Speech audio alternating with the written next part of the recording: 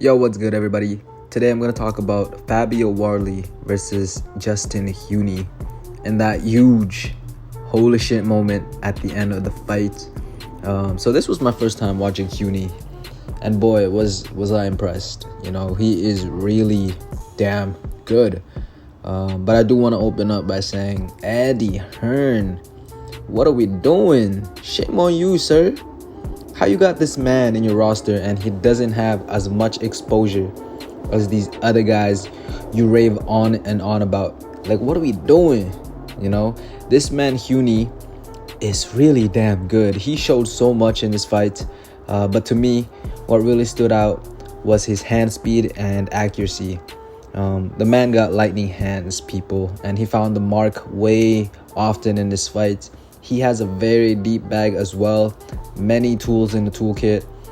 His lead hand was spectacular. The jab was quick and accurate. He threw it high, he threw it low, but he's also so good at switching between the left jab and the left hook.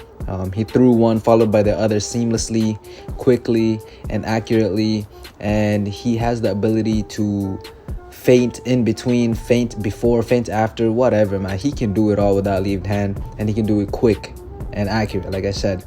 The left hook in particular was money for him. I lost count on how many times he hit Wardley flush with it. Wardley kept ducking to his right, and Huni knew that, so he just kept on banging him with that left hook, man, repeatedly. Wardley just didn't have an answer for it, and he just didn't adjust. Then Huni had that chopping right, of course, and that straight right, locked and loaded. Yet another effective weapon for him. His footwork too was very, very impressive. He has a fast, bouncy feet, and he had a real quick first step. He was so good at staying outside, right? And then all of a sudden erasing the distance and getting up on Wardley's face. And he was always on balance. He bounced in and out numerous times during the whole fight, and not once was he off balance or out of position to throw something of consequence. You know, just a very, very technically solid, technically sound fighter, and a well-rounded one too. You know, he's very good at inside fighting. He abused Wardley inside, a matter of fact. He knew right away he was superior up close, right? He was great in the clinch, great at keeping his hands free and finding a pocket to fire from. I also saw him quote-unquote pull the chair on Wardley, where he had Wardley believe they were still in the clinch, just for him to quickly pull back and fire a quick hook or chopping right. You know, he was incredible, honestly. He was incredible inside. And not only did Huni show that he's a good pressure fighter, that he's good at leading the dance, he also showed that he's great on the outside. You know, he showed he can slip and counter. He also showed he knows how to switch gears and rhythm. Round 6 specifically was an awesome round to watch, where you can see the way Huni just started throwing off-rhythm shots from the outside. His right straight couldn't miss in that round, not at all. Another thing, he's so damn good working the body. He's so smart with it. He doesn't just target the body. He targets it when it isn't expected. He's seamless at switching targets, at going high and going low. And he doesn't just throw body hooks. No, he was throwing right straights to the body too. He was stabbing with the jab as well. He was just so varied in his approach in this fight that Wardley really and truly had no answer defensively. I'm telling you, I can go on and on about Huni.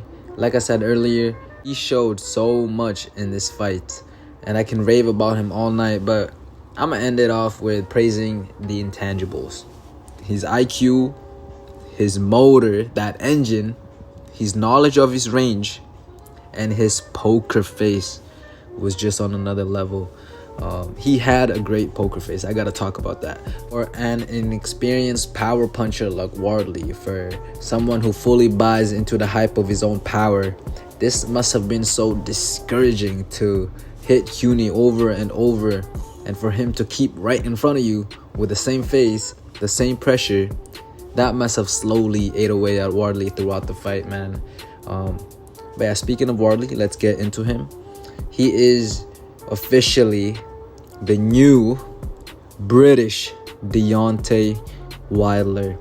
The man with the dynamite in his right hand, you know. I do like Wardley, right? I like him. I like the fact that he doesn't have an impressive amateur background, if at all. I like the fact that he's a white-collar boxer. That's dope. That's different. But he was 2 or 3 or even 4 levels below Huni tonight. And people might not like what I'm about to say, but really, he got exposed tonight, right? Huni showed that Wardley can be thoroughly outboxed, and I mean thoroughly, which I guess isn't anything groundbreaking, but it sure was shocking to me to see how bad it can really get. You know what I mean? For most of this fight, he really just didn't have an answer on the defensive end, like I said earlier, and on the offensive end, he wasn't landing clean on Huni. You know, oftentimes Huni caught him flush and pieced him up with a combo and then smothered him so he couldn't fire back. And he had no answer for that because he couldn't fight inside. He's not a good inside fighter, you know. And when he's getting dominated outside, he got nothing, you know. You can't fight inside, you can't fight outside. What can you do, you know? He was a step slower in all aspects in this fight. His feet was much slower. His hands was much slower. His counters, his mental. He was just outclassed, you know. But, you know, he kept on trying.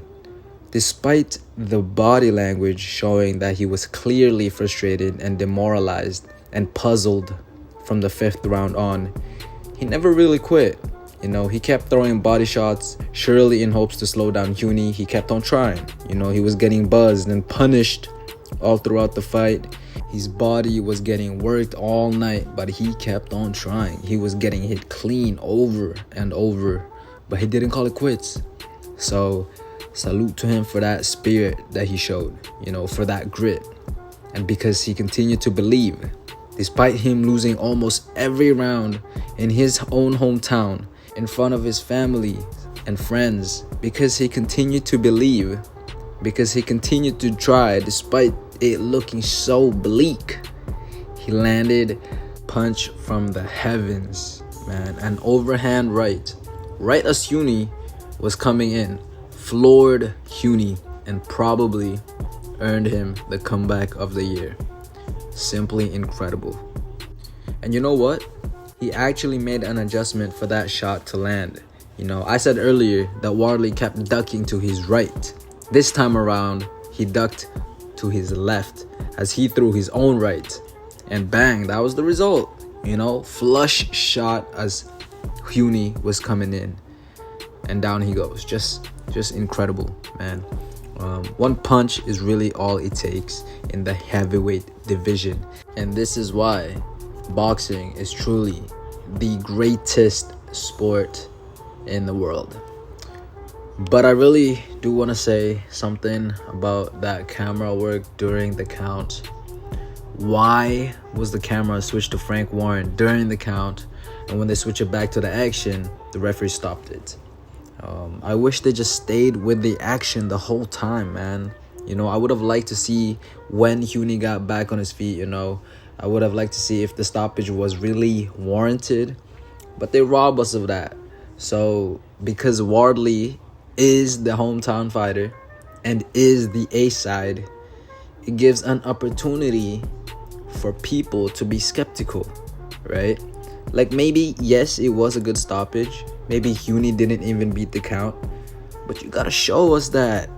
So there's absolutely no doubt about it. You know what I'm saying? Surely we can all agree on that, you know. But you know, boxing is boxing. It is what it is.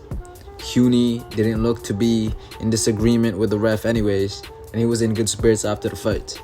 So yeah, Britain, you got yourself your very own homegrown Deontay Wilder. Alright, so that's it for me. That's all I really gotta say. Please tell me what you thought of the fight. What do you think of Huni? What do you think of Wardley? Me personally, I feel as though Huni's stock skyrocketed and Wardley's slightly lowered because he was outclassed tonight, like pretty bad. But now we know to never ever count him out. So please leave your thoughts in the comment below. Was that an early stoppage? Was it the right call? Let me know. I'm really interested in what you think. I really also want to thank you so much for watching this video. Please leave a like and subscribe, and I hope you have a lovely day.